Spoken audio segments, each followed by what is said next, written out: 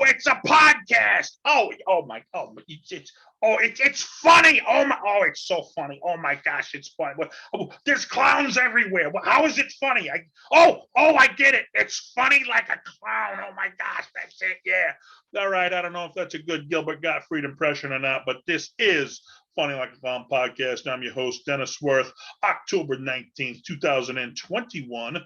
This is episode 129, and hey, as you guessed it, we're going to be discussing comedian Gilbert Gottfried, one of my personal favorite comedians of all time.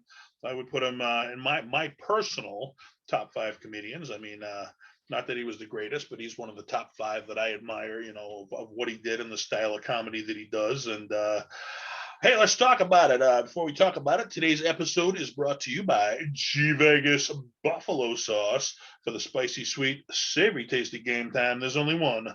G Vegas, available at www.gvegas.webs.com.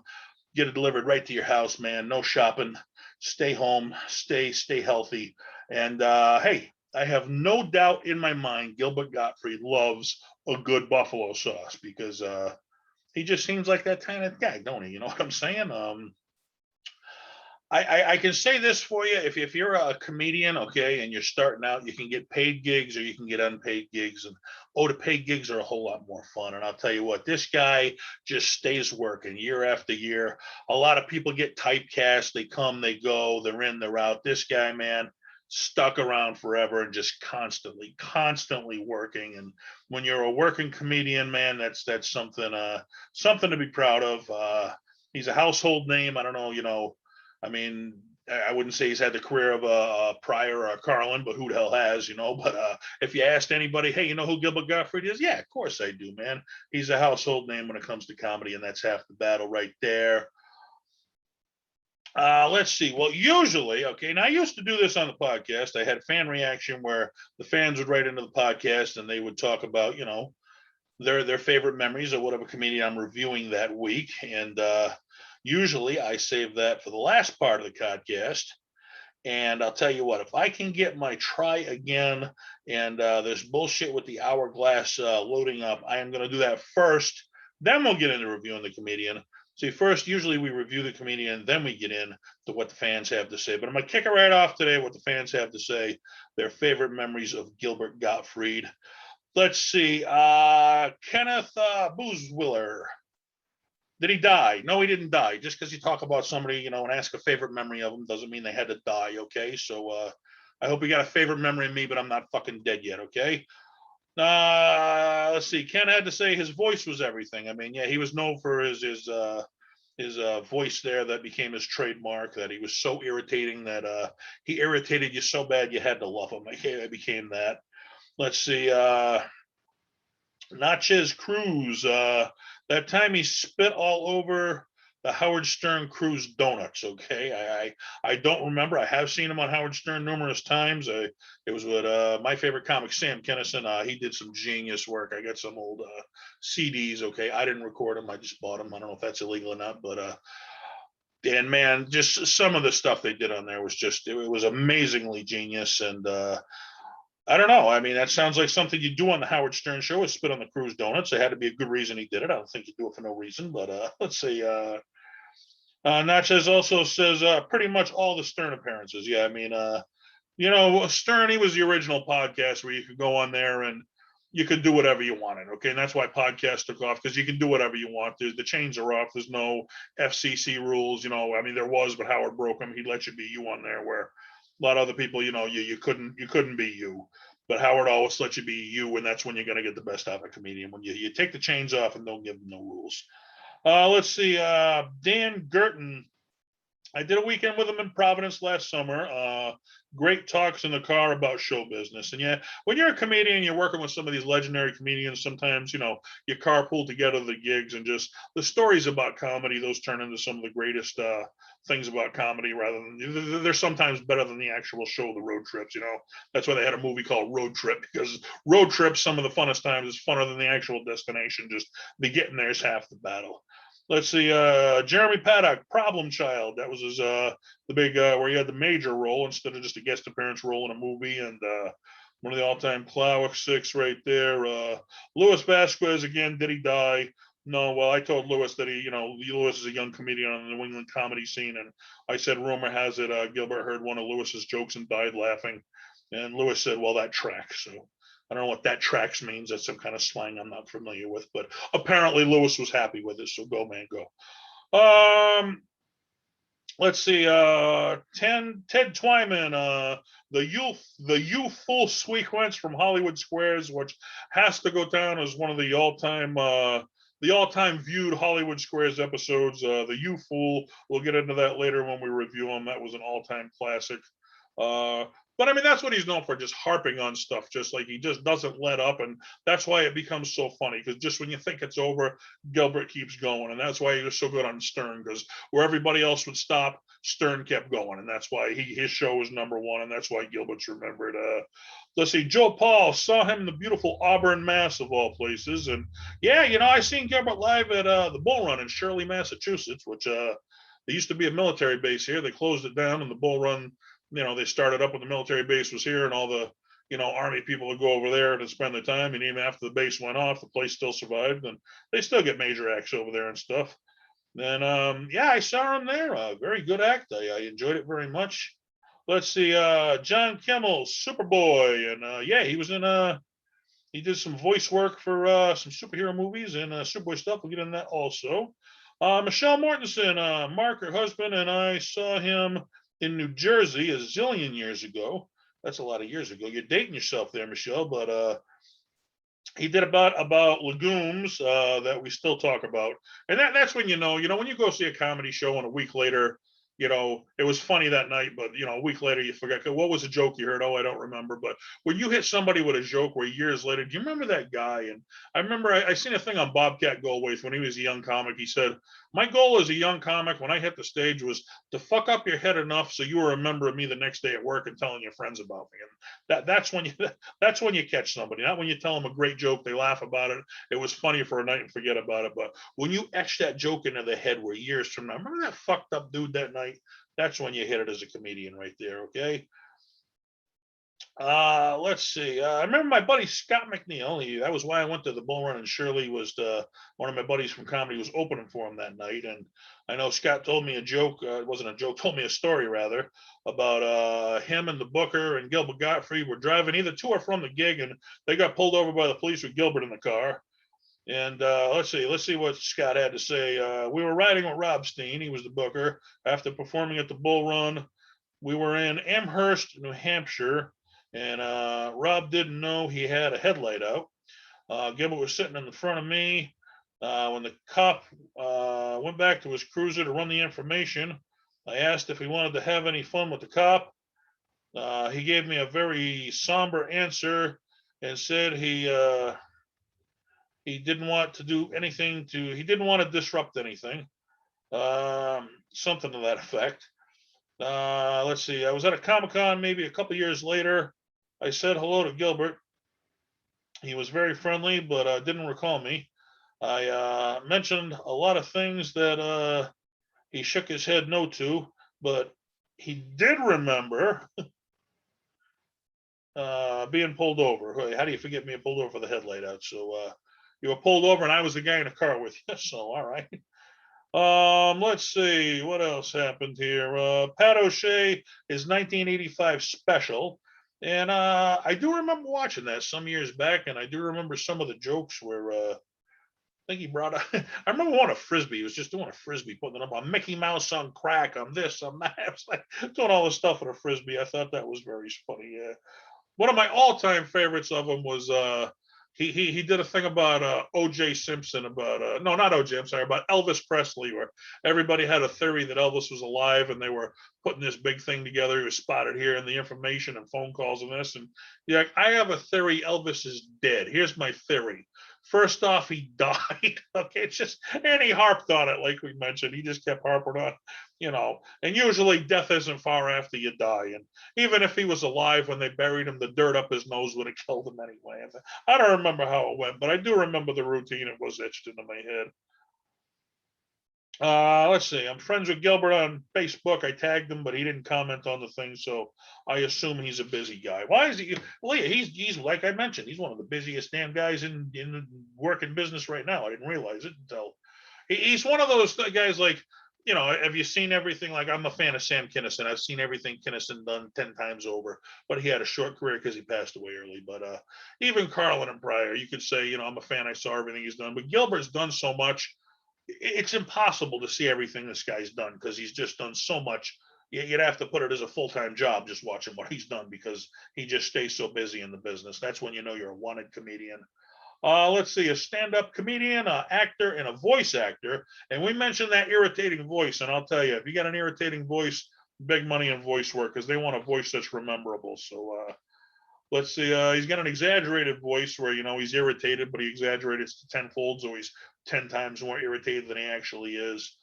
He's also known for his crude humor. He's never been known to hold back. I mean, he has some dirty jokes, and I believe I think he was the original wrote the aristocrat joke, and that was like voted the dirtiest joke of all time. So there's one you got to Google. But back when I did internet radio, I remember I used to play that joke, and it went on, and it was filthy.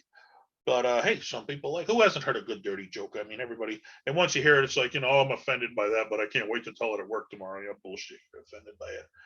But let's see. Numerous television and TV roles. I guess best remembered, he was the parrot in Disney's Aladdin. He did the voice work right there, as I said, and the TV show. So PBS kids show Cyber Chase. PBS. I mean, that's Sesame Street, Mister Rogers. Yeah, it's not a bad place to be.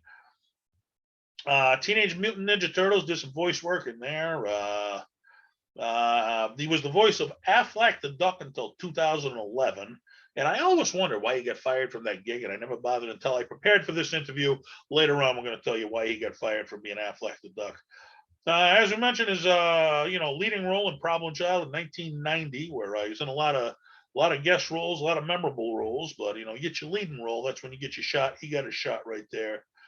Let's see, since 2014, he hosts his own podcasts, the Gilbert Gottfried's Amazing Colossal Podcast, where he discusses movies and he has celebrity interviews, which kind of what I do here. I discuss comedians, and every now and then I'm a veteran comic, and we interview them. So kind of similar to what I'm doing. So if you don't like what I'm doing, go tell Gilbert he ain't doing the right thing either. I catch a lot of shit because I discuss comedians instead of having them on like these young comics. And they go, yeah, go do half of what I've done, comedy punk. That's what I got to say to these guys.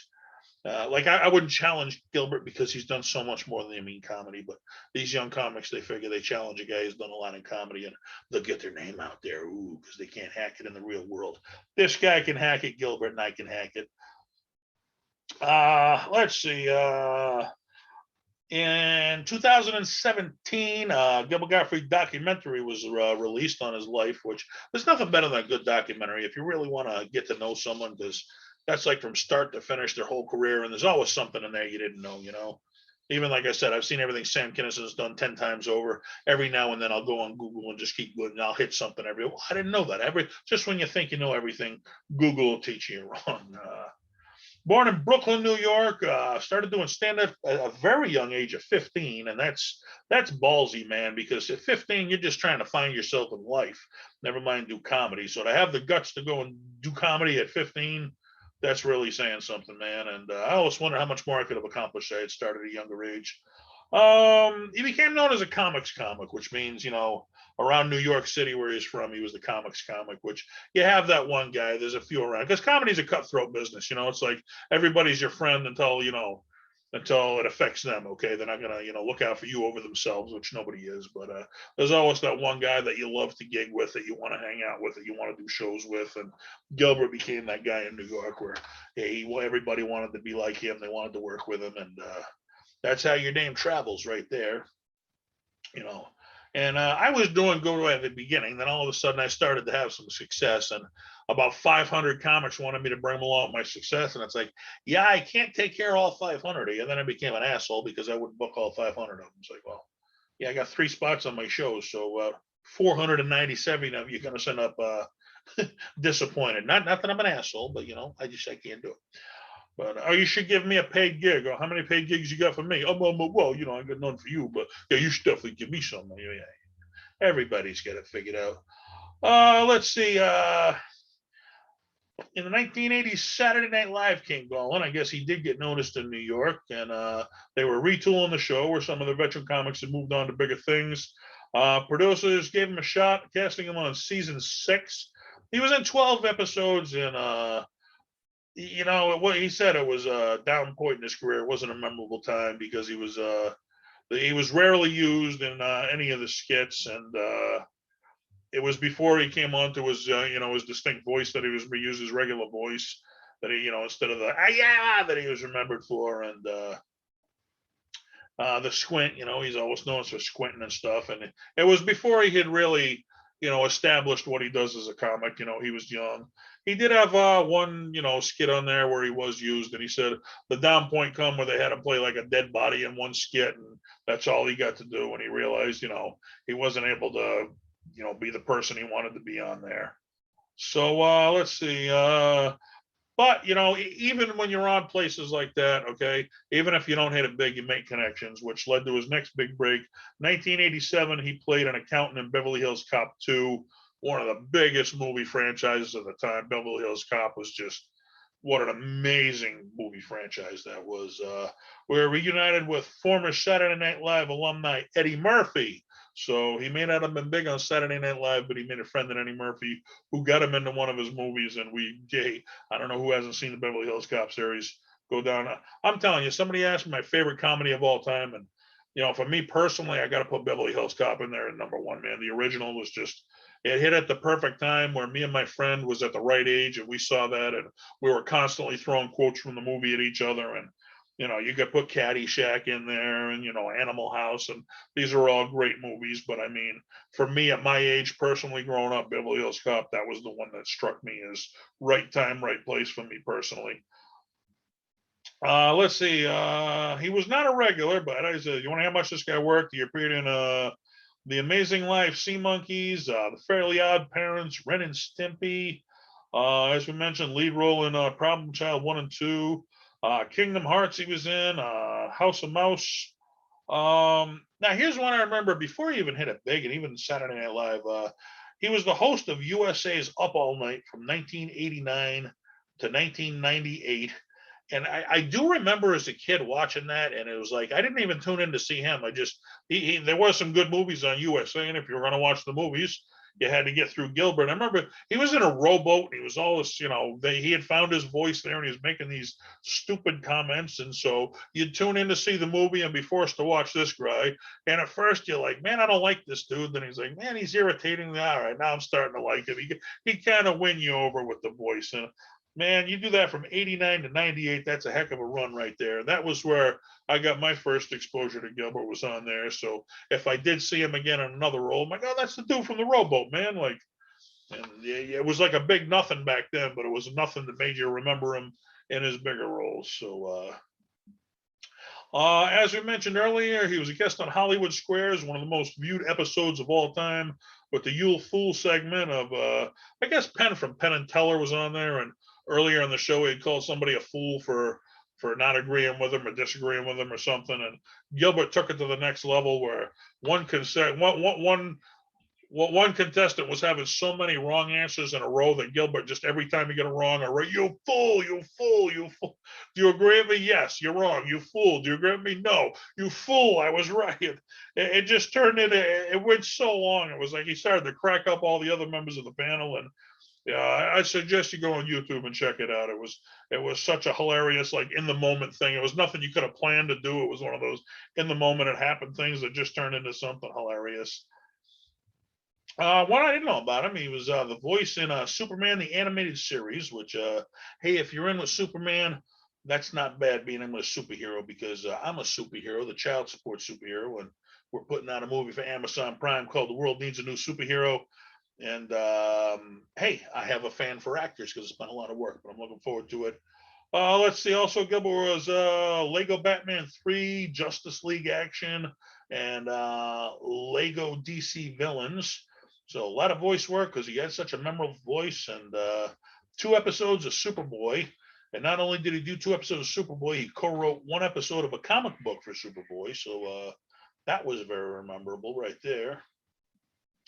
Regular on Jay Leno's version of the Tonight Show, and you had the Johnny Carson era, and you had Jay Leno's era, and I mean, any era on the Tonight Show, if you're on there, that's not a bad one to add to your resume. Let's see, 2004, Comedy Central's Shorties, watching Shorties, where they had some clips running of, I guess, his comedy, and some Microsoft, commercials he was on. So, his comedy's getting hit by stuff. The Boston Phoenix. Now I'm a Boston guy. I'm from Boston. I know Phoenix is like one of the, not one of the main. You got the Globe and the Herald of the main papers. Then you got like your secondary street you can pick up for free, papers. The Boston Phoenix, where he was voted one of the world's 100 unsexiest men, which I guess that's not something you want to be into. But if you're a comedian, that's hey, there's worse things to be voted than unsexy if you're in the comedy world, which I don't think Louis Anderson was going out to be a sex symbol. He was going out to make you laugh. Okay, so Gilbert's in the same boat. Sometimes you got to be the butt of a joke. It don't make you sexy, but if it makes you laugh, you're more interested in that. Other shows you on back in the day, Let's Make a Deal. I remember that was a famous game show back in the day. Family Guy, Hannah Montana. I remember my kid used to watch that on Disney. Law and Order, 50 Shades of Grey. Like I said, this guy just keeps on working, man. Let's see, 2013. Here's one which I wish I would have saw. I used to have a little cooking show, The Comedy Kitchen, on local television. 2013, he was on Team Rachel on the Food Network's Rachel versus Guy Cook-Off, and this was when reality shows were becoming the big thing. So he did that.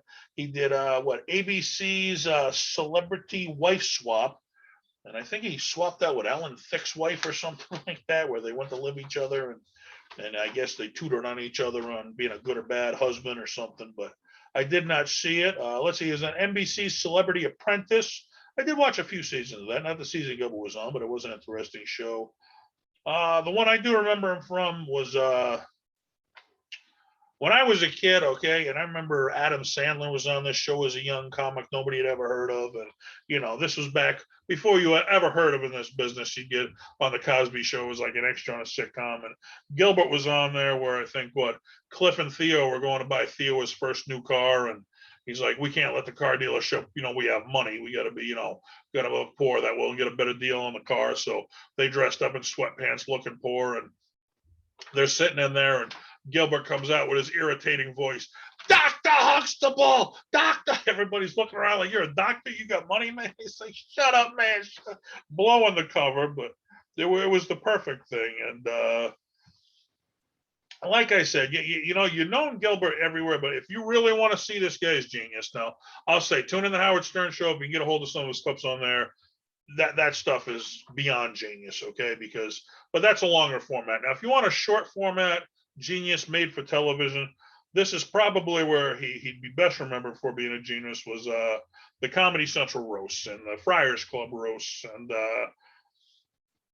I guess the all-time one, was Bob Saget's roast. And and I found it funny because I guess, they have rules. I guess when they roasted Charlie Sheen, one of his rules was you can't make fun of my mom, which that's my mom. Come on, leave her out of it.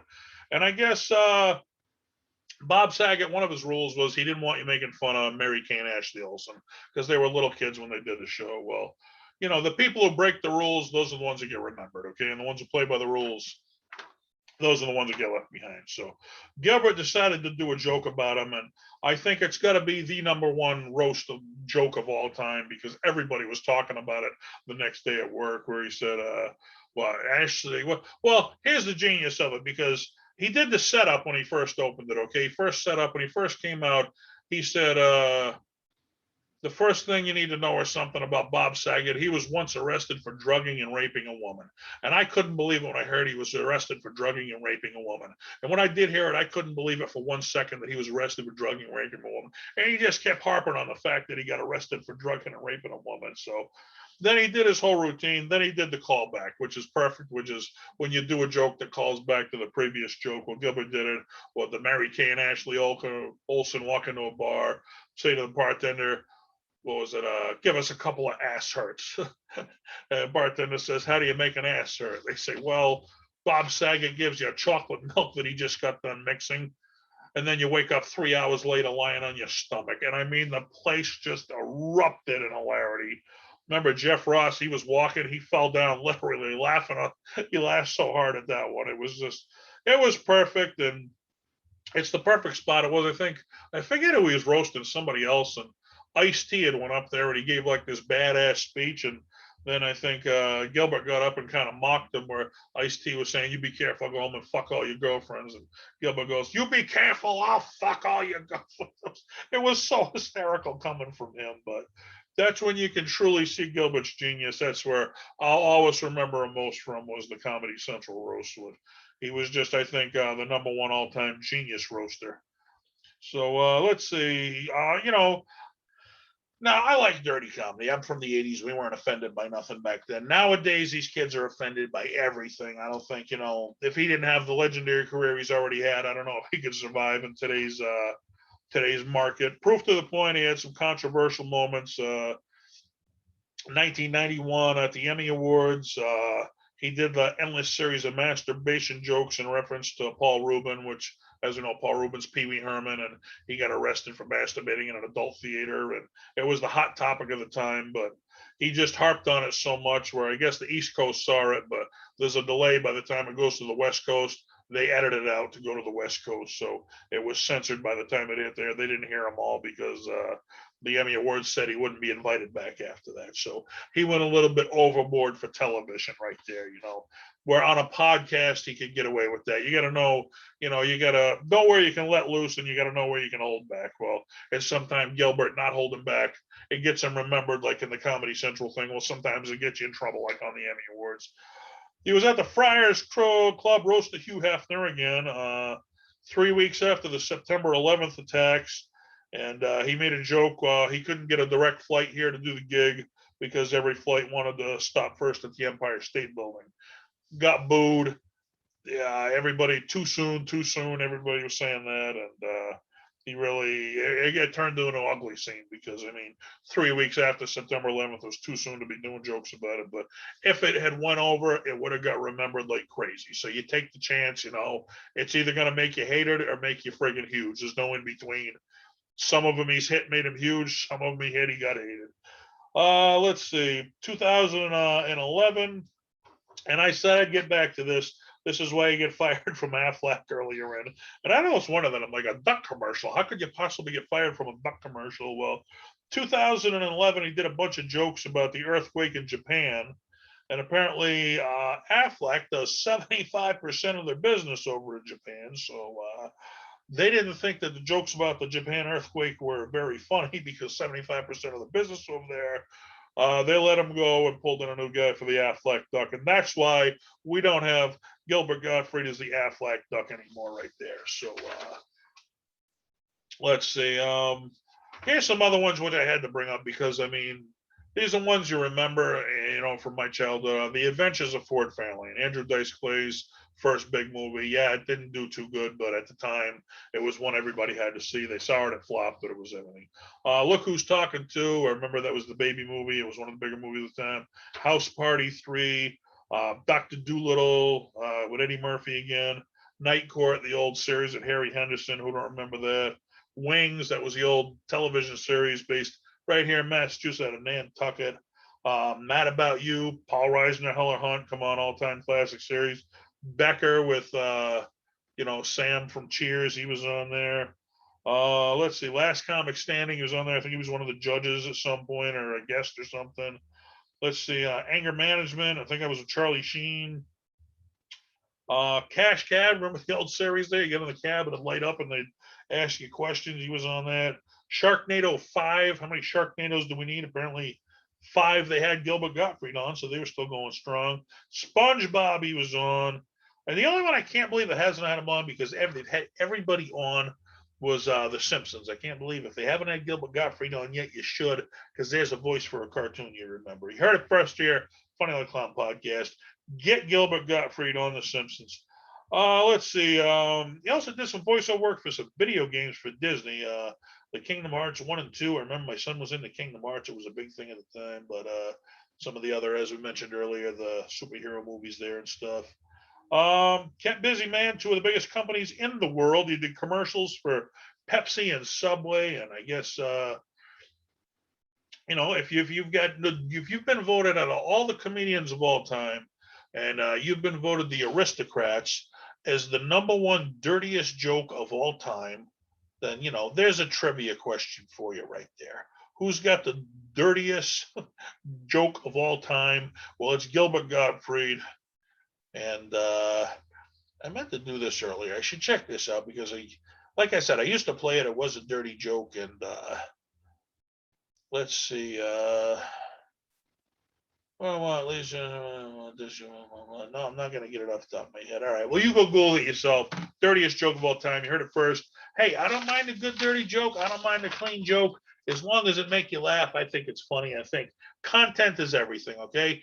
All right. Now, if you're making jokes about September 11th and you mean them in a mean-spirited way, then you're an asshole. If you're a professional comedian and you're making jokes about September 11th and your intent isn't for it to just be a joke, lighten the fuck up. It's a joke. Okay. That's what I got to say. So, you can't take everything as serious in life. We're all doomed, man. Where will we all be without laughter? If you can't, laugh about a situation, then it's just going to drive you crazy. And the more we get politically correct about everything, we're going to lose laughter. And if we lose laughter, we lost everything, man. What's going to keep us sane at that point?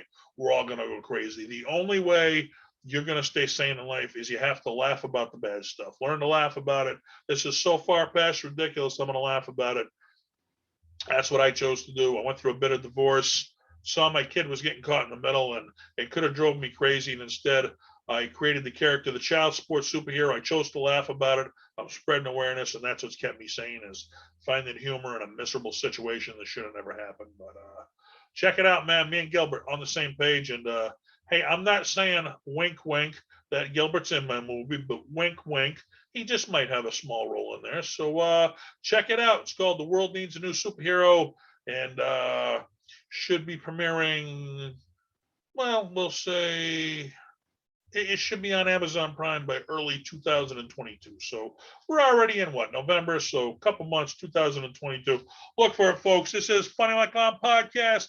Don't give up. Don't let life get you down. Laugh about it. Don't take it seriously. Don't be politically correct. Tell a joke and just say, fuck it. Good night.